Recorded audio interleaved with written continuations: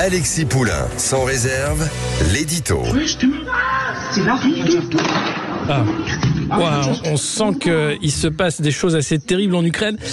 Ah non, on me dit que c'est Rennes en fait, une ville bien française où pendant une nuit, les narcotrafiquants se sont fait la guerre tout simplement en tirant pendant des heures à la Kalachnikov dans les rues de la ville. C'est pas la première fois, mais l'ampleur était telle que là, il y a un vrai ras-le-bol des riverains et puis surtout un silence de la part d'un président de la République qui parle bien sûr de faire la guerre aux frontières, mais qui oublie la guerre de l'intérieur, celle contre les narcotrafics. Et cette fois-ci, alors que les habitants étaient pris entre deux feux, et attendait l'arrivée de la police, il a été décidé de ne pas envoyer les forces de la BAC vu l'ampleur de l'arsenal utilisé par les bandes des narcotrafiquants. On va écouter Frédéric Gallet qui est responsable d'Alliance Ille-et-Vilaine, syndicat policier. Il est au micro de CNews. Alors, c'est pas qu'on soit pas intervenu, c'est que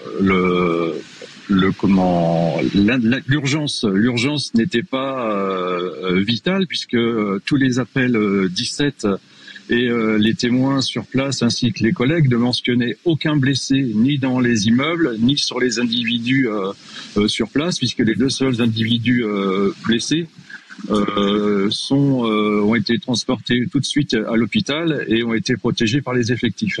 Après, il y a eu le déclenchement du raid. Il faut du temps pour que le raid arrive sur place. Et voilà, c'est le raid qui s'y colle quand ça tire à balles réelles avec des gilets pare-balles.